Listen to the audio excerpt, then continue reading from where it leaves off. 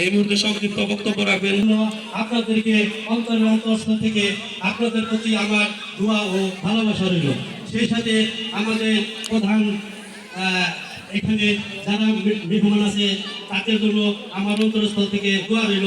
আমরা যেন আগামীতে এই প্রধান মেহমান আলহাজ তমিজুদ্দিন সাহেবের নেতৃত্বে আমরা যেন এই ধামরাই অভিভাবকের দায়িত্ব দিয়েছিলেন দেশনেত্রী বেগম খালেদা জিয়া এবং তারেক রহমানের অত্যন্ত বিশ্বস্ত, বিএনপি জাতীয় নির্বাহী কমিটির অন্যতম সদস্য, ধামরাই থানা বিএনপির বিপ্লবী সভাপতি, সাবেক তিনবার উপজেলা চেয়ারম্যান জনাব নেতা জনাব আলহাজ তমিজুদ্দিন সাহেব, উপস্থিত বিভিন্ন পর্যায়ের নেতৃবৃন্দ এবং আমার সামনে অত্র এলাকার শ্রদ্ধেয় মুরব্বীবৃন্দ, সুধীবৃন্দ এবং মা ও বোনেরা, আসসালামু আলাইকুম। আপনারা জানেন দীর্ঘ 17টি বছর পর আজকে একটি নির্বাচনের সুযোগ এসেছে। এই 17 বছর এদেশের মানুষ ভোট দিতে পারে নাই, এদেশের মানুষ তাদের অধিকার প্রয়োগ করতে পারে নাই। আপনারা জানেন এই মানুষের অধিকারের জন্য দীর্ঘ 17টি বছর আমাদের বিএনপির ভারপ্রাপ্ত চেয়ারম্যান জনাব তারেক রহমান আমাদের ধামরাই উপজেলার দায়িত্ব দিয়েছিলেন আমাদের সকলের প্রিয় নেতা জনাব আলহাজ তমিজুদ্দিন সাহেবকে। তিনি আপনাদেরকে সাথে নিয়ে দীর্ঘ 17 বছর সংগ্রাম আন্দোলন করে আজকে এখানে উপস্থিত হয়েছেন। আপনারা জানেন একটি অস্থায়ী সরকার দেশ পরিচালনা করছে। আগামী 12 মে একটি জাতীয় সংসদ নির্বাচন হবে। সেই নির্বাচনে আমাদের আপনাদের সকলকেই কাজ করতে হবে।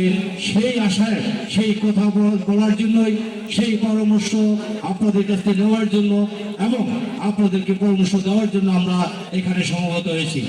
বন্ধুরা আমার, আপনারা জানেন এদেশের মানুষ 17 বছর ভোট না দিতে দিতে ভোট দেওয়া ভুলে গেছে।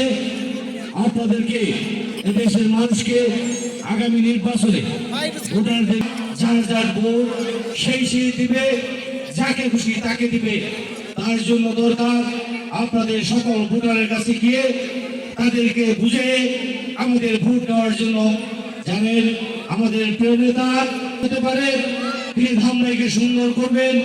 দীর্ঘ 15 বছর তাকে দায়িত্ব দিয়েছিলেন।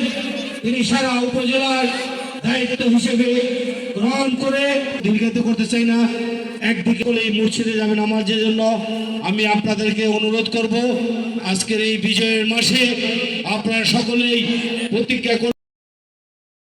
প্রথম বৈঠকে সম্মানিত সভাপতি, ওয়ার্ড বিএনপির সংগ্রামী সভাপতি সুলতান সাহেব, উপস্থিত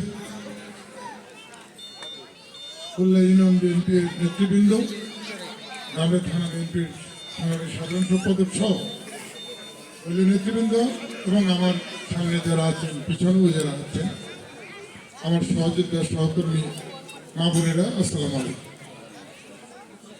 আমরা কেন বেরোচ্ছি আপনারা নিশ্চয়ই জানেন। এই তো কালকে বিনিময় অর্জিত হয়েছে।